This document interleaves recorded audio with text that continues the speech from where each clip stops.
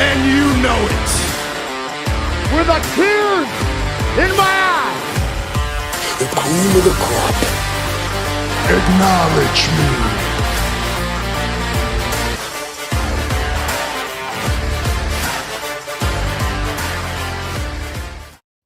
What's up, everybody? John Cena's career supposedly has just wrapped up. It is Top Rope Nation coming at you late on a Saturday night to instantly recap John Cena's final match against Gunther at Saturday night's main event in Washington, D.C. Jeremy, I just got off the Bleacher Report show, did a watch along, been on the air for a little over an hour, and now we're doing another show. I am ready to go, though. There is a lot to talk about. How you doing, my friend? You sound fired up tonight, Ryan. I'm ready. impressed. You're ready. so fired up. You called me Jeremy. Ready. I'm perfectly. Oh, did I call it? Oh my God. There you go. You just got off the air with him, so it's I was perfectly just talking fine. to Jeremy for an hour and 15 minutes. My God. It's the I'm just J. going to just say it again to redo this when I edit the podcast. How you doing tonight, Jesse? All right. I'm going to just throw that in. Great. I've got like different hats on. I told you I did a wardrobe change. I got like my lights here in the office on me for the last hour and 15 minutes with 5,000 people watching us on Bleacher Report. It was insane. That's awesome. Oh, man. Lot to talk about. All right. So John Cena's last match. You know what? You're wearing the Top Rope Nation hat. For God's sakes. I'm going to put my Top Rope Nation hat back on just a second here. I had to go run and grab it. Boss was like, yeah, I was wearing the TRN hat tonight. I was like, well, you know what? I'll go run and grab mine too. There we go. We're gonna really shill the merch tonight. Here you go. Find a link down in the description for these awesome hats. All right. So yeah, John Cena's final match. He went out tapping out to Gunther in the main event of the show, and you know, I don't think that was surprising that he would lose to Gunther, Jesse, because that's kind of what we've talked about all year. I think we've been saying on the podcast for at least 6 months, maybe longer, that Cena is going to end up losing to Gunther in December, and that's what we got. But the live crowd was not happy about it, and they were chanting some vile things at your friend Paul Levesque as he came out there after the match. And I guess when you think about how much they paid for those tickets, I understand. But also at the same time, I'm like, really? Did you really think John Cena was going to win that match? What are your instant thoughts, Jesse? That's what we do. We get crowds booing at us, and that's what we do. We just continue to go on about our business, and we'll see you in 2026 because you're going to continue to pay those prices. That's what we do. We make moments. All right. I actually enjoyed the hell out of this whole card. I think we'll just start, of course, with the main event, what people want to talk about. Yeah. This absolutely was the right decision. I'm trying to think of, like, I'd have to really go back into the annals of history as to how many guys have walked out of their last match victorious. Sting, obviously, being really the only one I can think of in the last 2 decades that has. Like, most guys go out lying on their backs. This is what Cena wanted. Yeah. This show is what Cena wanted. He wanted people from the younger generation to come on and put on performances for this crowd and just show basically what he did in 2002 and that crop of talent. So I think this is a huge plus for the WWE. It's the biggest question is, can you capitalize on something like this? Did Gunther need this victory tonight over John Cena? I don't know. But one thing's for sure, he can hang on in his calling card for the rest of his career. He got to retire Bill Goldberg and John Cena. He can just roll with that moving forward for the next handful of years. And we on the show love him. So I don't know about that crowd, though. He's just not – he's like square peg, round hole in World Wrestling Entertainment lore, and it's super unfortunate because the guy deserves it. Yeah. I think I like the way the match was orchestrated, too, I think, from start to finish. And Cena tapping out, and Michael Cole telegraphed it in the beginning, just saying Cena has not tapped out in 21 years. Kind of knew it was coming. Yeah. Yeah, man. I mean, God, a lot to talk about here. Mm-hmm. To your point about wrestlers that have, gone out on their backs and the ones who haven't, Sting obviously is a recent example, but then at the same time, Sting, that was a tag match, and he was partnered with a younger guy in Darby and Sting didn't want to go. I'm sure we know that Sting wanted to lose in his last match, and basically TK insisted that you were going to win, you're going to retire tag champs and all that. If for all I do not want to defend Triple H. If you listen to the show, you know that I'm not a fan of his booking this year. But at the same time, if you think that this was Triple H's decision, you are sorely mistaken. If John Cena wanted to win that match, he would have won the match. John Cena, I guarantee you, wanted to lose that match. And he wanted to put over, I say younger talent. I mean, he's almost 40, but I mean, he's younger as far as WWE top of the card goes. And he hasn't been in the company that long. So, yeah, I mean, I think it's definitely, I don't think there's any question it's the right move that he should have lost the match. I mean, this gives Gunther could be almost like a legend. That could be his gimmick, the legend killer. We were talking about this on BR. You mentioned, like he could have been the guy who retired Goldberg, and he'd be the guy who retired John Cena, and he could be the guy that retires AJ Styles, and he could be the guy that retires Brock. Like they could do all of that with him if they want. So he's got that going for him. But also with John, one of the knocks on him is that he hasn't ever really passed the baton. Like he doesn't really have that moment where he passed it to the next generation. Part of that's because he stepped away, started doing Hollywood, and all of that. He had the stuff with KO, but ultimately he kind of elevated KO for sure when he came up from NXT. But then I think ultimately John won the feud. And like when he would work WrestleMania, then he would come back. He did like the thing with Taker, WrestleMania 34. He wasn't really working like putting over younger people. Austin Theory, come on. So like I think this is the right move in that John is passing it on in his last match to a guy who's going to be a face of the company for quite a long time. He should be, at least. So in that way, it makes a lot of sense because we just really hadn't seen that from John. And if you want to think of other heels that he could have lost to, like if Seth hadn't got hurt, but he's wrestled Seth before, they've got a history. It's not a new thing for him to, go up against Seth. So I would struggle to find people on the heel side. Braun Breaker would be a name in a few months, but like right now, I don't think he's ready for that position yet, where the crowd would buy him in Cena's final match. And so I don't think that was really a realistic way that they could go about this one. And like, I don't think Dom is a guy for it. So like, to me, it's a no-brainer. That's why we predicted it at least 6 months ago. That's what they did. I think it was the right decision. I do think the criticism is valid in the way the tap out happened. It was very odd how I think you'll have to give me your take on this because like John smiled and tapped out. And I think what they were going for is like, okay, he's got me, I'm at peace with my career and I'm tapping out. I think that's kind of what they were going for. I'm at peace with it. I'm done kind of thing. It was just kind of weird how he smiled as he was supposed to be like getting choked, I thought. So I think that is worthy of some debate, but I don't think, to me, there's no debate on the finish. I think that was the right call. It was the right call, and yes, I think the mannerisms kind of played the part. And I think you hit the nail on the head with like what Cena was going for. I just don't think it came across as well as he would have liked it to. I think there's only one other guy that could have retired John Cena, and he just so happened to open the card. And I ain't talking about the American Nightmare, Cody Rhodes. Oba, yeah. Yeah, I mean, we'll get to that later. Yeah. Yeah. So. No.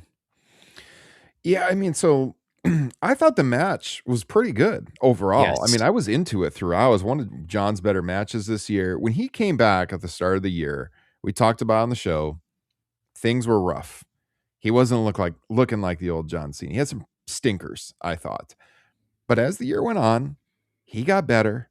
This was a really good match. I mean, this could have been a match he had a decade ago. I mean, it was a good match. Obviously, he had a good dancing partner in there with Gunther. But yeah, I really liked the match live. I was into it. The finishing sequence maybe went on a little long with him fighting off out of the sleeper. But overall, I mean, you got all the spots you would think. You got, the AA off the second rope. You got the multiple AAs. You got the multiple clotheslines from Gunther. Gunther takes an AA on the outside off the steel steps through the announce position. That was a wild looking spot. As he came down, kind of got tangled with John's arm, it looked like, and he kind of spun a little and got a little worried for his shoulder. But yeah, the crowd was super hot. It was a fun match. Like, that's a good way for John to go out. They had a really good match. Yes, trading uppercuts, forearms, punches in the middle of the ring, just treating this as a true fight. It started slow in the beginning. I did enjoy that a lot.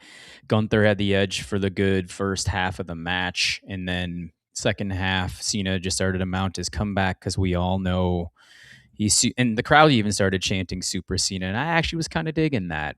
I really liked That was ironic.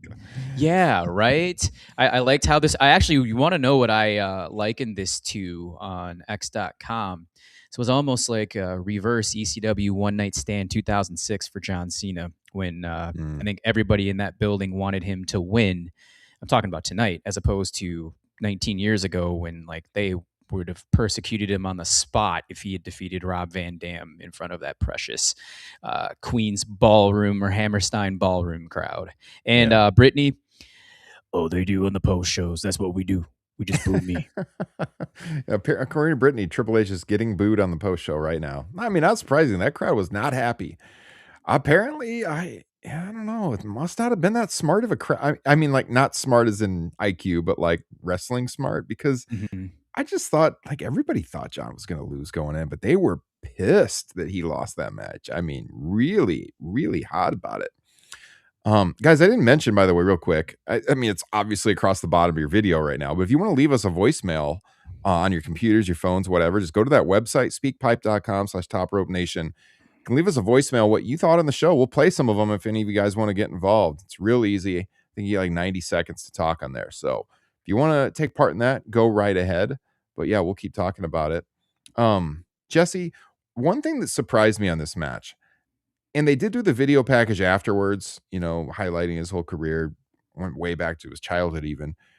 I thought there was going to be a little more pomp and circumstance when he entered. I thought there was going to be some kind of special video. Maybe they'd even play a little Thugonomics first and like mix all his themes. It was the exact entrance he's done all year. The black John Cena Titantron.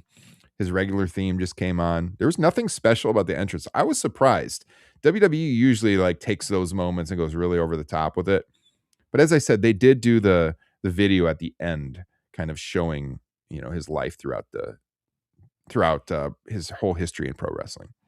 And it was color coded to the blue and red. I think just what he was wearing in typical 2025 Cena fashion. I think we'll probably get into our thoughts on John Cena a little bit later, but the John Cena that I really enjoyed was like 2003 Thugonomics John Cena. I wouldn't have mind them even doing like a quick 10-second little playing the beginning of This Is Basic Thugonomics and then rolling into My Time Is Now. I thought that would have been fun. So that's what I was hoping for. That's what I was really hoping for. Yeah. Yeah, he rolled back. He rolled back Basic Thugonomics in a WrestleMania not long ago. Correct? Do you remember which one it was? Was that the one in New York? When sounds Kofi right. won 35? 35. Yeah, that was really cool. I'll tell you, I was going to bring this up at some point. That is my favorite Cena theme. The one now is iconic. He's had it most of his career. Man, when he debuted with that theme and he used to do the raps, I thought it was the coolest thing. When on those old video games like SmackDown versus Raw, when I would do Create a Wrestler, that was always the theme song for my guy. I thought it was just an amazing theme song. So when he brought it back one night, that was pretty awesome. I always thought that was cool. Yeah, I mean, that's how he almost got fired. He even said it himself in like 2003. He almost got fired, and then Stephanie McMahon heard him freestyling in the back, and then they turned it into a character. And still, like, one of my personal favorite John Cena moments was at a SmackDown that I was at in Minneapolis, and he rolled out to a Marshall Randy Moss jersey that I could not find online anywhere. I looked for months upon months, and Cena became my favorite wrestler for probably a good 6 months because of that. Like the guy gets pop culture. He was just very relatable at that time. And the way that he's kind of morphed over the 20 years, the reason why I think people didn't really like him is because he always won. You mentioned that he a lot of young guys didn't get the rub. I see that in the chat quite a bit. And he squashed some momentum. Absolutely. So at times he's been vilified and at times he's been praised. He's one of the most controversial, or I can't even think of, you can probably think of a better word than I can. He's like one of the most magnifying figures that we've seen for sure this century in pro wrestling, but maybe ever. Yeah, no. Polarizing. That's the word I was looking for. 100% polarizing. I mean, it was kind of ironic when the crowd was wanting him to come back and they were chanting Super Cena, because Super Cena was like this detrimental term on social media in the late 2000s, because we were all sick of it because it'd been going on for years and he never lost. And, you know, it's weird to me. It's kind of odd. I said this on BR when you're evaluating his career, because for people like us who are not too far off him in age, we didn't like grow up watching him as kids. A lot of those pro athletes in the crowd are way younger than us. Like Halliburton was out there, you know, they were kids watching this guy. I don't have that relationship with his career. I mean, when he debuted in WWE, I was in college, you know, so like we watched him in different ways. I was that young adult age that grew up in the Attitude Era, and I thought it was cool when he did Thugonomics, but then when they kind of tamed down his character, I was disappointed in that. And yeah, it got to be like the kind of the same thing over and over. Remember the "We Want Wrestling" hashtag on the early days of Twitter? People were like, "There's not enough wrestling on these shows. We want the guys that can really work," you know. And people are frustrated with John. I would say I didn't really appreciate his career until much later. In that era, I was definitely one of those people who was kind of frustrated in the way that he was booked, for sure. And I was very bored with the product. Years later, I started to kind of get it a little more and like watching him more. But in that era, I didn't as much. Now, again, if I would have been a little kid watching him, yeah, I'd probably be like, yeah, John Cena is the greatest of all time. They're going to say that. It's a show. Mhm. If you evaluate John as far as like, is he on the WWE Mount Rushmore? I think that here's my opinion on that. It depends where you cut it off. If you're talking about like the national WWF to WWE period, like starting with Hogan, I think he is on that one. I think if you start in like 1984, and I'm not saying he's my personal favorite wrestler. This is based on like importance to the company, top stars, top guys in the company over that period. You know, I think I'd probably go with the four most important people in the last 40 years in the company are Hogan, Austin, Rock, Cena. That would be my four. I think if you include the 70s and you go back to when Vince Sr. was running it, I don't think he's on it. I think Bruno is on there for sure, and he bumps John out. But I think of the last 40 years, I think he is the most important guy in that company in the 21st century for the last 20 years. I don't think he's the best wrestler. I don't think he was the best on the mic during that period. He's not the biggest draw in wrestling. If you look at the different metrics, he's not number one in any of those in the history of the company. He's not the biggest draw. He's not the best wrestler, right? He's not the best talker. He's not the most charismatic or any of those things. So no, I don't actually think he's the GOAT. But I do think over the last 40 years, he's one of the four most important people in the company's history. I'll let you talk. You give me your take. If you rank in that aspect, yes, I would agree with you. I think top four, almost most popular or wrestlers, I think, of the last 40 years in terms of the way he was perceived by the entire fan base. Because Hogan could do no wrong in the mid 80s. I mean, thankfully, that's changed since. But Austin and Rock were just huge. Yeah. Cena tonight got that pop that few people get, you know? Mm-hmm. So it's that legendary Mount Rushmore, almost a Road Warrior pop, pretty close.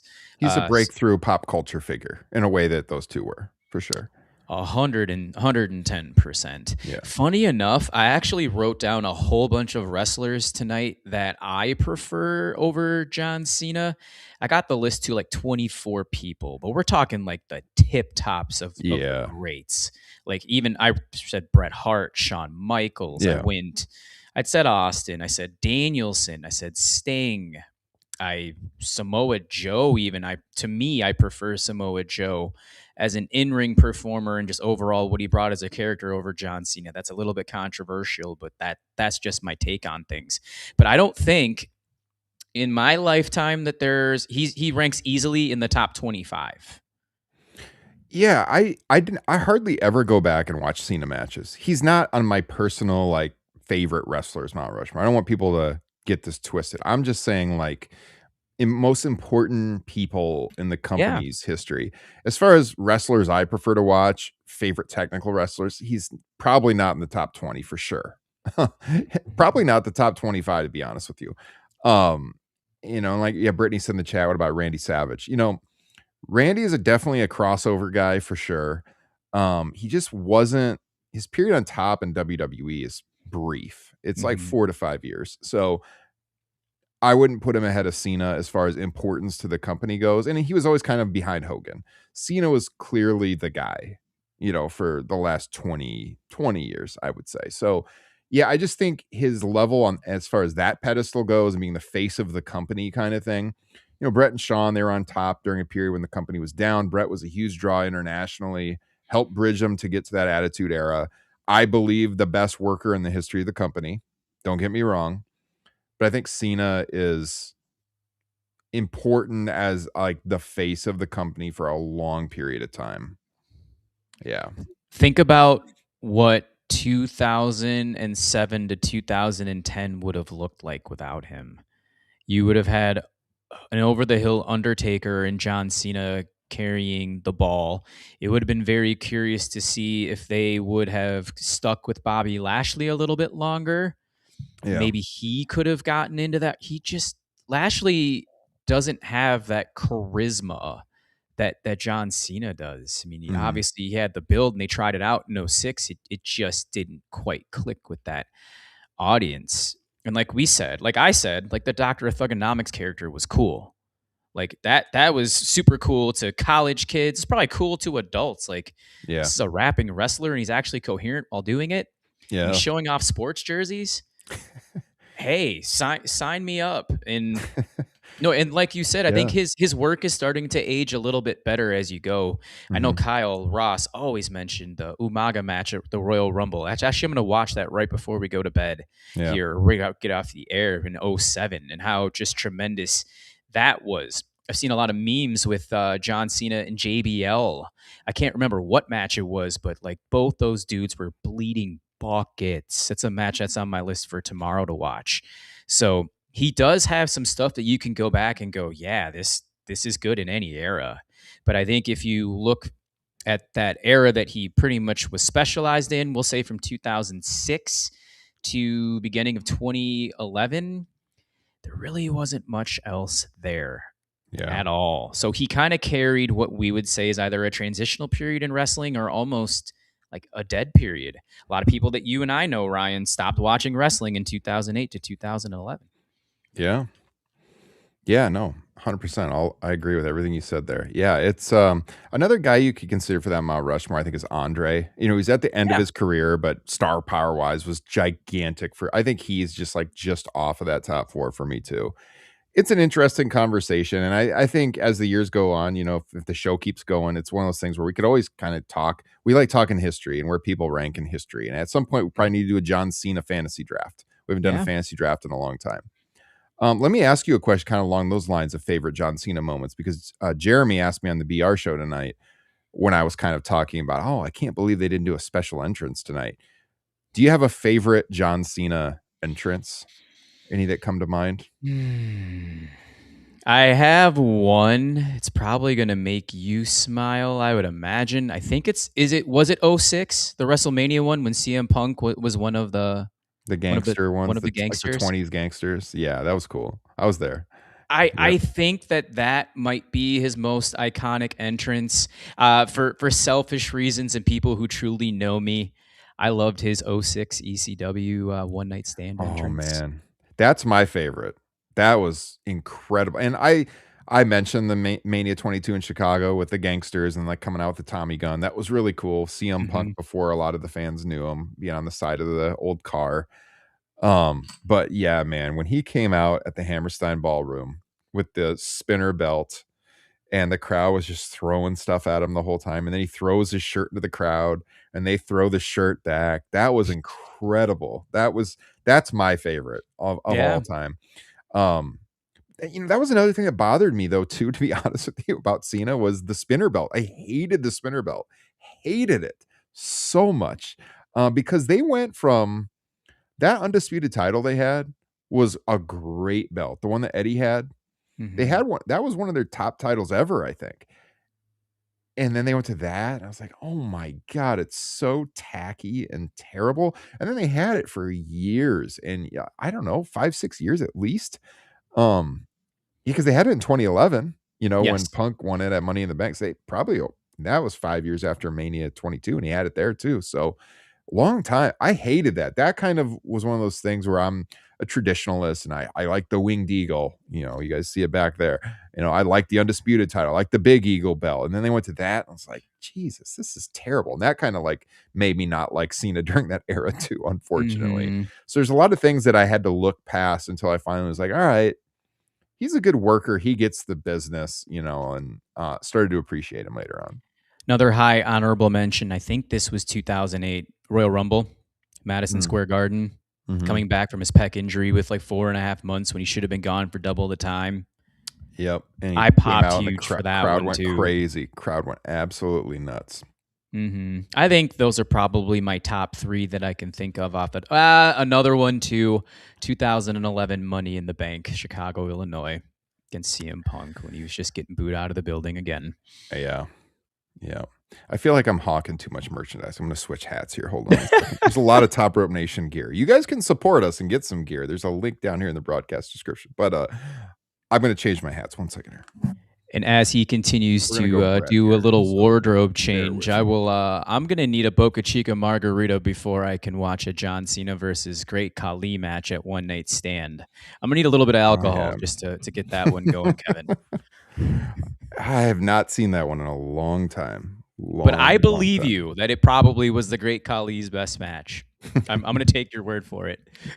Yeah, that Umaga match at the Rumble is a great one. I remember Kyle bringing that up on the show years ago, and I was like, really? I don't really remember that one. I went back and watched it. It's like, yeah, that's probably an underrated one for sure. I see Kevin mentioned in the chat, Umaga should have been champion. He liked him a lot. So, yeah, I liked the match a lot. It was a fun night. I mean, the video afterwards was nice. Of course, Hunter had to get in the ring. I mean, you got Cody and Punk. Cody and Punk came out. They put their titles on his shoulders. That was a cool moment. The ring was surrounded by like every talent, every writer out there. Recognize some of the writers. Bruce Pritchard was out there. Shawn Michaels was out there. There was no reason Hunter needed to be in the ring, but Hunter stands up on the ring. Of course, and he embraced John, and then he directed him towards the video feed, and they played this like career look back, which was nice. And they played an old video of Vince talking in there briefly. You could tell something was recorded years ago. If you go back and watch, that was the only time John really got emotional in the whole video. I was kind of stunned, but he kind of teared up when Vince was on there. Make of that what you want. That was the only, otherwise he was pretty stoic watching the video feed. They had it like split screen, so you could see John's reaction. The video was playing on the other side. Hunter also opened the show for those keeping score at home with the voiceover of the opening video of the show. So he was on there a bit, but we're used to that by now. DC rightfully booed the hell out of him. He got booed bad when he came out at the end of the show, man. I mean, they were not happy. He got a horrible response for sure. Weren't they chanting "F-U, Paul" or "F-U, Triple H"? Something like that. And they kept every time the crowd chanted something had a swear word in it, they were editing it. And I was thinking, like, come on, this is on a paid streaming service. Like, that's another point. This wasn't even on NBC. And, like they're leaving Peacock, so I guess NBC still could have put it on there if they thought it was going to be a big enough draw for them. I know WWE had wanted this to be on NBC proper months ago, and they weren't able to work out a deal for that. So John's final match just on Peacock. In that way, don't you kind of feel like when they announced it was going to be his last year in the business, they should have him retire at WrestleMania? Just like say next year's WrestleMania is my last match. Vegas or 42. Yeah, I mean, it just kind of feels. just the way it happened on a Saturday night's main event on Peacock was a little anticlimactic. I know they've themed the whole show around it and everything, but it feels like it should have been on a bigger show, like in a stadium or something. I don't know. No, we 100% agree. You want to get in front of a paid audience. I would be willing to bet they would have gotten some pretty solid numbers, some new subscribers to ESPN to watch that. Yeah. So, anyways, those are my instant thoughts. Do you have anything else you want to say on the match before we briefly cover the rest of the show? Let me check the notes to see if there was anything that I missed. I did talk about that. I did like all of the mashing elbows from Gunther before he finally locked on that final sleeper. Yeah. And then with Cena kissing the mat at the end and saying, "That's all I had," while the crowd is chanting bullshit, was kind of funny to me. Kissing the Saudi Arabia logo. I did say that, and I wrote vomit in all caps. Yeah. Mm-hmm. I know he probably wasn't thinking about that. It was just the mat in general, but ironically, he was kissing the Saudi Arabia logo. And the last Saturday night's main event didn't have the Saudi Arabia logo on it. Damn. Damn. No, because we talked about it. We were happy about that. Mm-hmm. I had cut down on the ads a little bit. We did get Minute Maid all over the ring canvas this time. Yeah, and only one person brought out the juice tonight the hard way. Yeah, Cody cut his ear. Looked a little brutal. I saw some people bashing Oba about that he was working unsafe. But yeah, that one opened the show. So we can talk about that one next, unless you have anything else on John. God, we've been riffing for like 32 minutes on John. I'll add on to something Brittany just said about the being available for 225 dates. I listened to Chris Van Vliet's full interview with John Cena. At one point, I really liked Chris Van Vliet. My opinion's changed on him a little bit since then. I actually thought the interview wasn't too bad. And a lot of like the little clips that were thrown in there were obviously just shade at John, but there was a handful of things in there that I really appreciated about or just some of the things that he stood for. Mm-hmm. I think there's probably a middle ground between the 225 dates and the 36 that the WWE ended up giving him. From what it sounded like, he was going off and filming movies here in the middle of 2025 as well. So I think it's kind of BS that those 225 dates were a real thing. They don't even run that many shows. Yeah, I saw it when he said that. And I was like, what? They don't run that many shows anymore. He's thinking of the old days, but yeah. I mean, there was that. And then the one thing that I loved, and I mean, this is just me with the shoot job part, was him just saying, like, I should have gone out a year ago. He's like, I'm 48 years old now. He's like, I can still do this, but this is like all I have. That's what I said after the SummerSlam match. That's all I have. It's time for us to start passing the torch to these younger people. He said, he talked to AJ and he says, AJ, winner, like, he's like, how long are you going to keep doing this? AJ looked at him. He says, I'm 48. It takes me forever to get warmed up. It takes forever for me to cool down and recover and all this stuff. Pro wrestling is a young person's business, just with all the bumps and the bruises and everything that goes into it and the travel. If you're in your mid 40s, mid to late 40s, still trying to hang on, you can't do it like you used to. Yeah. John acknowledged that. I give him tremendous kudos for doing that. I just wish that World Wrestling Entertainment would follow through on this and just start giving these younger talents like they did tonight a chance. I don't know if I trust them to do that moving forward. I actually have a weird feeling this is a one-off. Yeah. Well, let's talk about one of those younger talents, Jesse, because we saw Obafemi in the opening match, the NXT champion, taking on Cody Rhodes. I think both of us are high on Obafemi, think he can be a big star. I was pretty vocal on our social feeds that I thought he should beat Cody in this match to make him look special right away. He looked pretty dominant out there. I mean, he was throwing Cody around. He came off like a big time star. Sold out show. I mean, 19,000 people there. And then he didn't win. Nor did Cody win, because we got an interference spot from Drew McIntyre attacking Cody. You mentioned it. Cody got thrown through the announce table and cut open his ear, so he was bleeding. I guess, I mean, I understand the logic in that they probably didn't want to beat Cody, but they didn't want to beat Oba.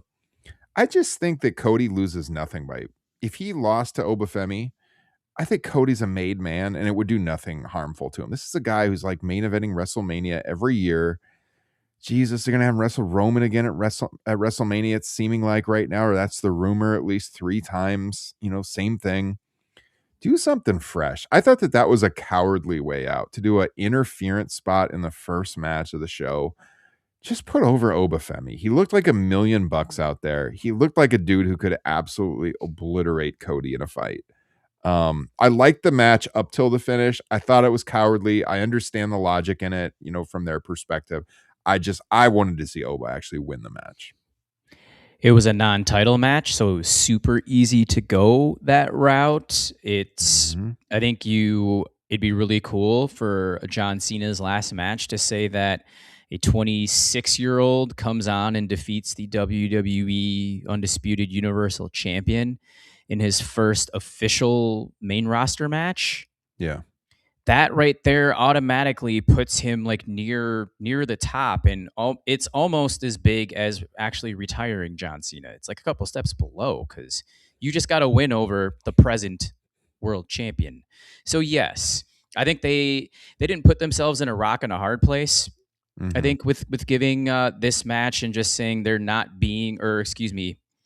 having Oba win this, or if Cody would have won, I suppose it makes sense, but like Oba dominated is one way that you can paint this story, because like Angle and Cena back in 2002, Angle won the match, I believe, on an ankle lock, if I remember that correctly, back in June of 2002. So I don't know.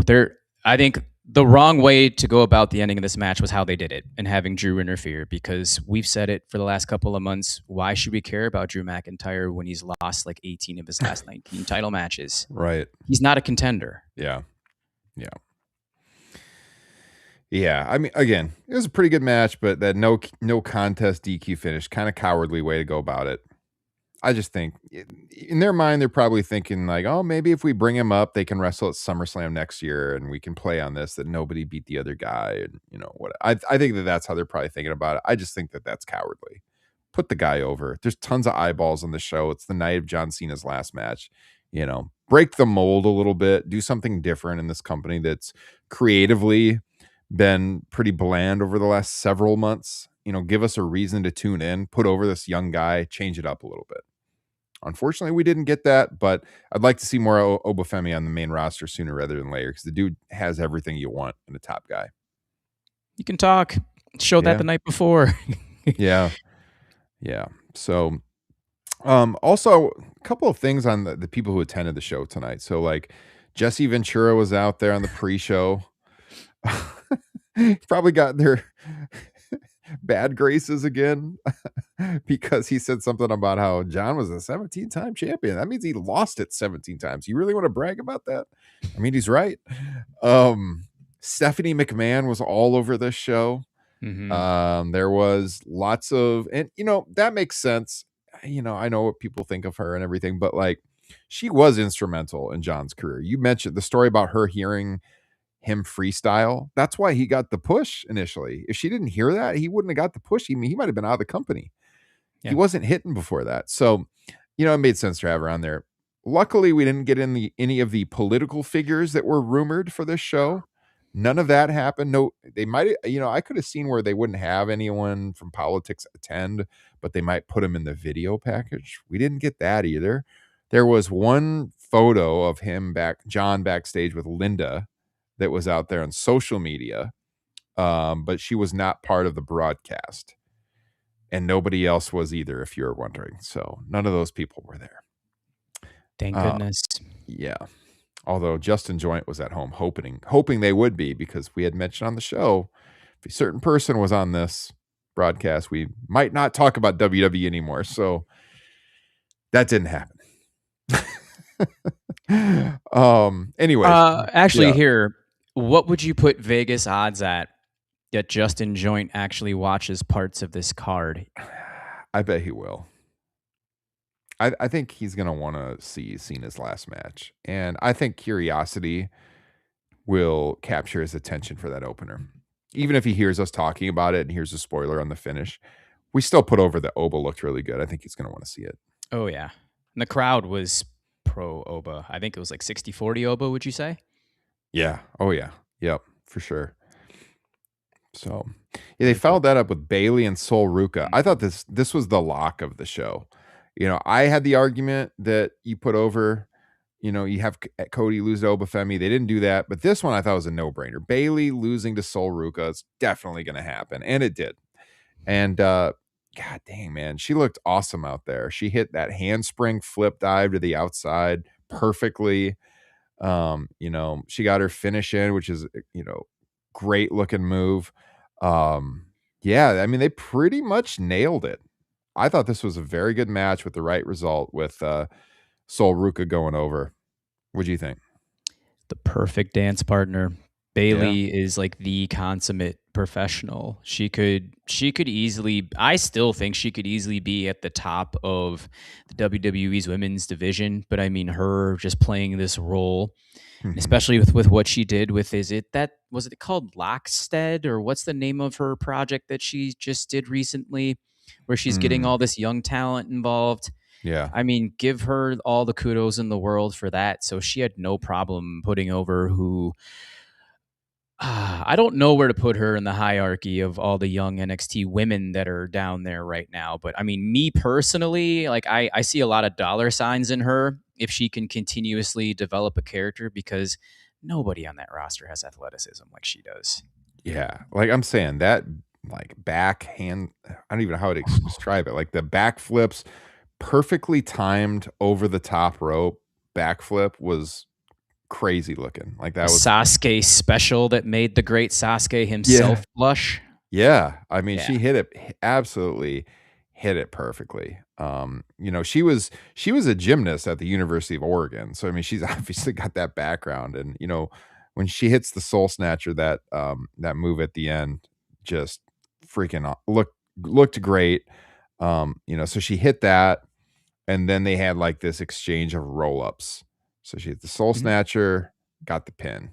Good stuff, man. Right I result. think I would say like what I think is fantastic, and what a lot of people criticize, I'd say like the high flying stuff for, is none of it looked choreographed. It looks just really well timed. And I think Hmm. it also, again, it helps having Bailey in there in the ring. If you had somebody who was a little bit less experienced, I don't think that person would have been in the right spots and known what to do. Yeah. So that's what made this match to me super crisp. I think like this whole night was that way. So yeah, I really enjoyed this match too. She also hit a cartwheel like on the top rope into a DDT and did a handstand head scissors move. Crowd was very into her. I mean, she could be on the main roster this week. She's Yeah, ready. She's absolutely ready. So yeah, yeah. yeah, good match, right result.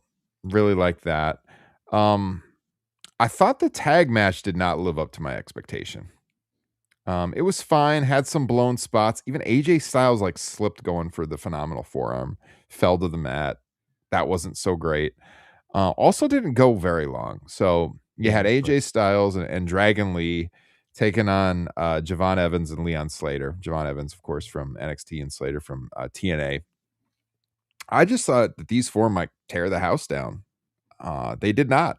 It was a fine match, but it was I think definitely my number 4 match of the night. I Yes. liked all three of the other matches much more than I liked this one. It was number 4, the match of the night. It was too short. It was a slight bit sloppy, but you also saw glimpses of greatness, I think, from even all 4 of them. There were times where Styles looked like, I even wrote in the notes that he was moving around like he was in 2017, 2018. You Mhm. almost have to with two 21-year-olds in the ring like that, and Javon Evans hitting one of the craziest top rope cutters I've ever seen. Yeah. Just the height he got on that. I mean, he and Sol Ruka are easily the two most athletic. They're the two most athletic performers down in NXT. You could almost the entire main roster is so fun to watch. And Leon Mhm. Slater, by the way, he's going to get stolen from TNA in the next 6 months. I mean, Oh, yeah. writing's on the wall. For sure, for sure. Who I can't remember, I didn't take notes. Someone hit a dive in the corner to the outside that looked pretty awesome. Leon Slater. Was that Leon? Yeah. Yeah, he used a springboard, the top turnbuckle just a little bit, but did like a nice little corkscrew twist That's right right. onto. Yeah. Yeah, that was cool. I think, and then Javon hit one of the highest frog splashes I've ever seen. Yeah. Playing kudos to one of like my all-time favorite, Rob Van Dam, who was in the crowd, by the way. So Yeah. thought that part was awesome. Dragon Lee hitting a shotgun drop kick to cover. Yeah. Yeah, like I said, there were glimpses of greatness in that match times. Yeah, it was a little bit sloppy, a little too short, but I also think that is a testament to how I thought good the other 3 matches were. Yeah. Hey, we got a super chat. Shout out to Brittany, $1.99, supporting my favorite podcast. Appreciate you, Brittany. Brittany was one of Thank you, those Brittany. Bleacher Report watchers that we got to migrate from my Bleacher Report shows over to TRN, and she pretty much always tunes in. So definitely appreciate Brittany.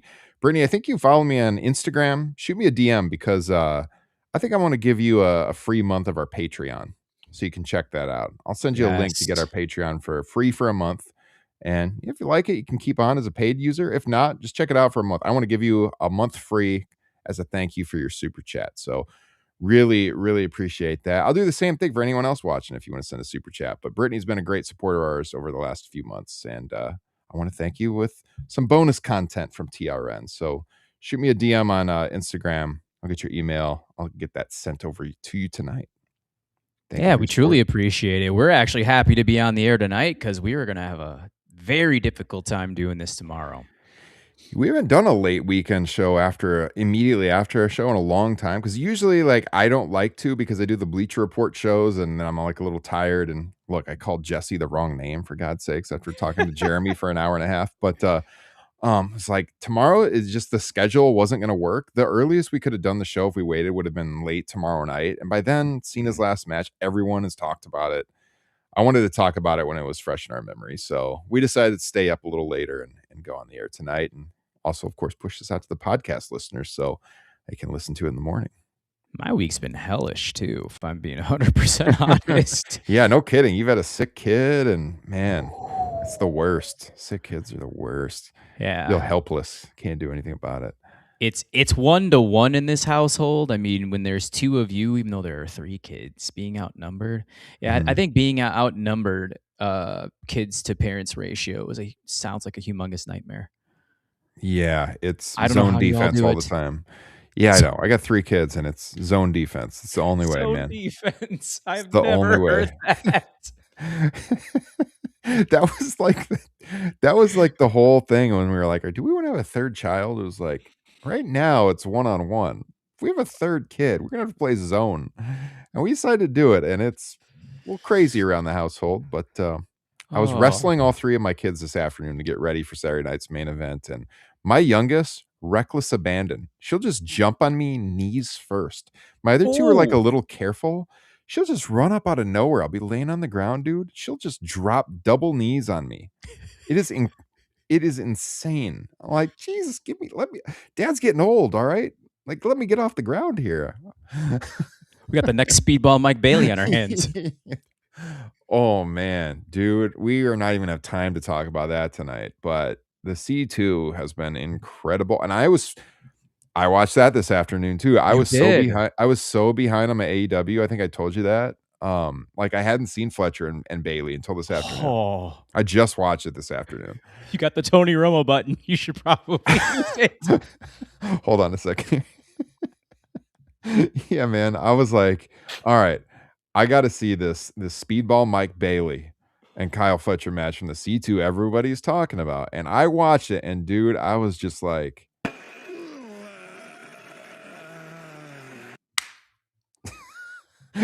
just like that, man. Yep. That is incredible that you uploaded the Tony Romo. Hey, Ryan, what'd you think of that match? Well, I liked it a lot, Tony. That's about right.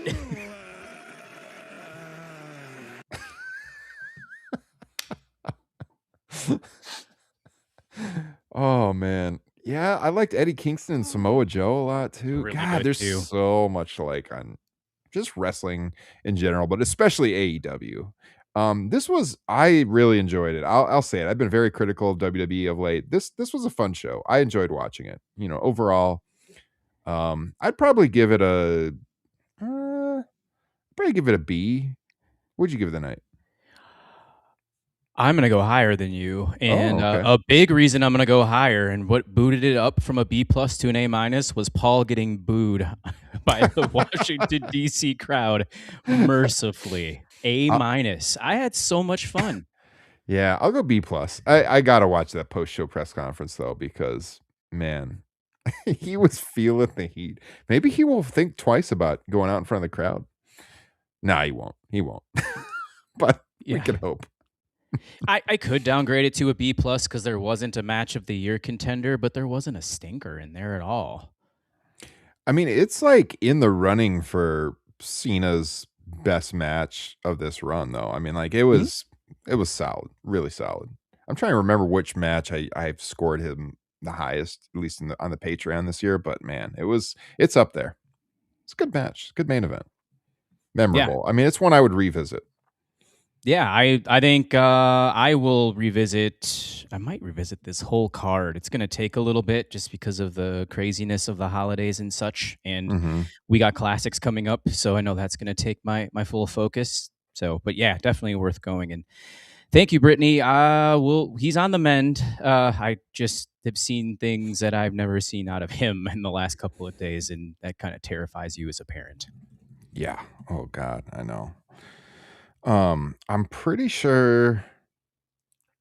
Yeah, I think. Well, SummerSlam, I gave Cody and Cena 3.5.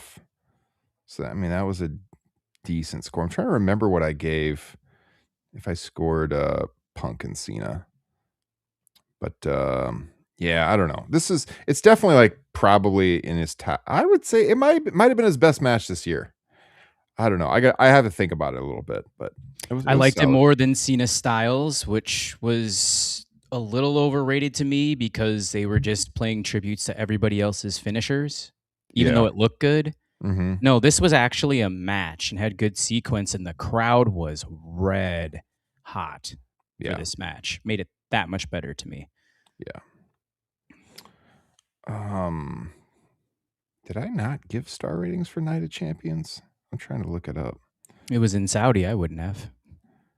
I thought I still did ratings on that show, but maybe I did not. My instant reaction is that this was Cena's best match of 2025. But the straight 4 from you, would you say? Yeah, probably 4. Yeah.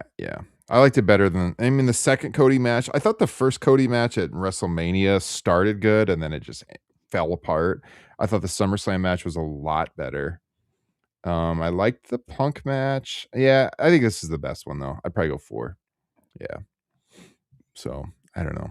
Stay tuned. I might put out some ratings on Patreon. We'll see. Highly entertaining. And I think what really made this entertaining, I said it before, I'll say it again, was just the influx of new people.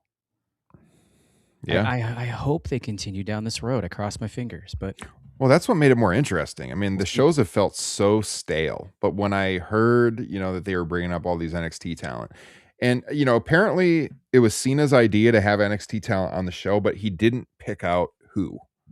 That was not left up to him, but he said he wanted some of those NXT talents like on the show. So credit to him for that because it made the show feel fresh and something different, which WWE hasn't felt like in several months.